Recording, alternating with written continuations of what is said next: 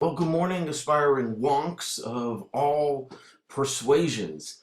It's very nice to see you this morning. A little bit late getting this political briefing published, but it will be up, and some class time will be provided for you to dig into this briefing.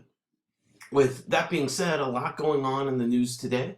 Obama successfully getting the trade deal with the Pacific nations negotiated, but the deal has to pass through Congress. So I think there are two things that we as students of government and politics will want to watch for is how is probably the new House Speaker, Kevin McCarthy, going to respond to this? Republicans traditionally support free trade and but oppose Obama. So are they going to simply oppose Obama because this is his trade deal, or is this a trade deal that will pass through Congress? And what does Hillary Clinton, who is believe it or not, still the front runner for the Democratic Party, what kind of stance does she take on this deal as well? So some interesting domestic developments to pay attention to regarding this trade deal. But more interesting than that is the situation going on in Syria right now. And US officials have now flat out said that they've seen Russia's drive against the CIA backed rebels in Syria as being so consistent, being so uh, um, firm, and being lasting for days that they now conclude that this is an intentional effort by Moscow. Uh, Um, this assessment is shared by commanders on the ground and has deepened U.S. anger at Russia and Putin, which is sparking a debate within the administration over how the U.S. can not only come to the aid of its proxies, but do so while trying not to get sucked deep into a proxy war that President Obama has flat out directly stated he doesn't want. Has he shown his political cards too quickly on this? And Russia is just saying, if you don't want to be here, uh, we will have no problem handling everything, including dealing with CIA-backed rebel forces. So, U.S. officials said Russia is targeting many of its allies on the ground. And the underlying distrust between Russia and the United States continues to grow. Uh, and it appears that Russia is providing more support for Syrian President Assad. And in addition to that, I'm trying to put my coffee down on a coaster, which didn't quite work. In addition to that, at least one Russian warplane violated Turkish airspace yesterday. Another jet locked its targeting radar on Turkish jet fighters over the weekend. And these are incidents that US and NATO officials are calling deliberate signals from Moscow, escalating tensions. So we need to be paying very careful attention to this. Democratic candidates on the 2016 campaign trail are laying out their gun control plans. The frontrunner, Hillary Clinton, proposed a series of measures that would tighten regulations on gun sales through a combination of legislation and, if needed, executive power.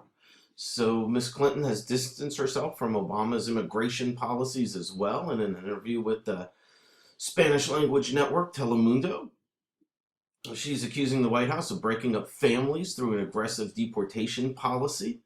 And on the other side of the political spectrum, the first controversy surrounding Ben Carson is starting to materialize.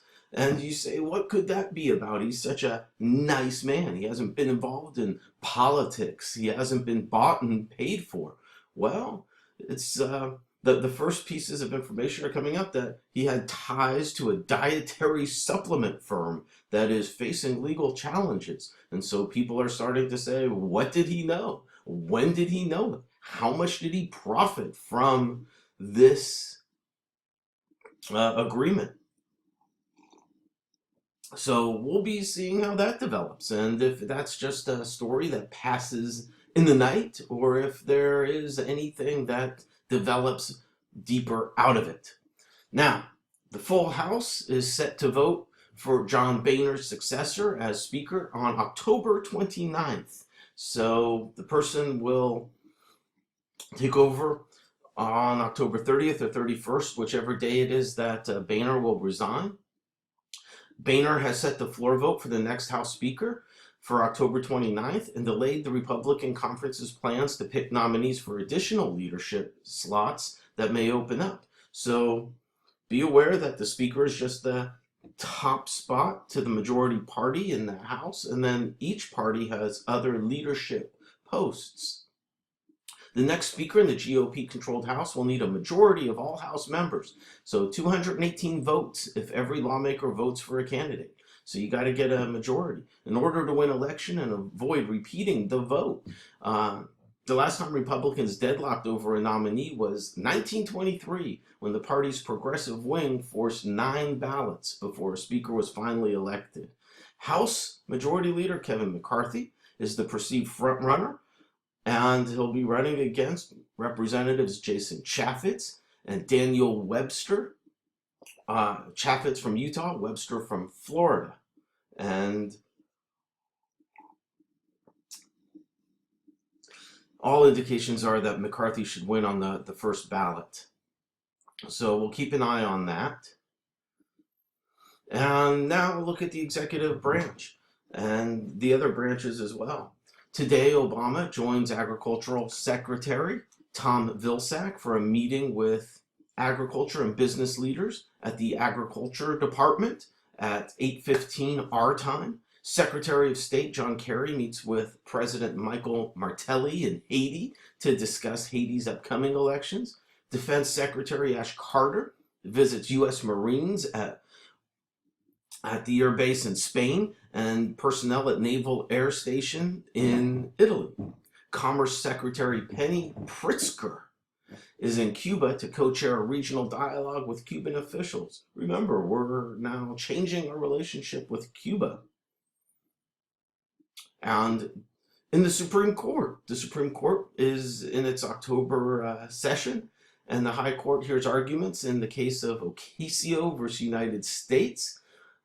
Take a moment, look that up, and if you come to class today with a sentence already or two already written out about what that case is about, I will put 5 points directly into your grade. Now, Congress resumes, the Senate resumes consideration of the conference report to accompany the National Defense Authorization Act for fiscal year 2016. The Senate Armed Services Committee holds a hearing to examine the situation in Afghanistan.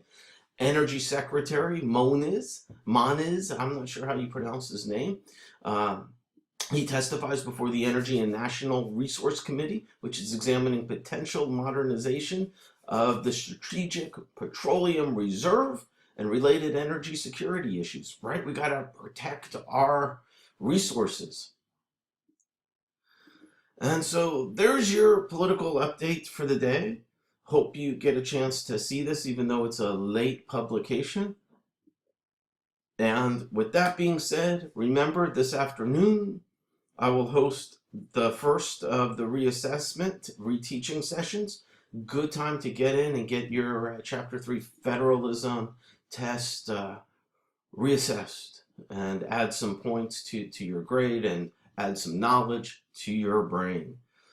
Have a great morning. See you soon. Go Falcons.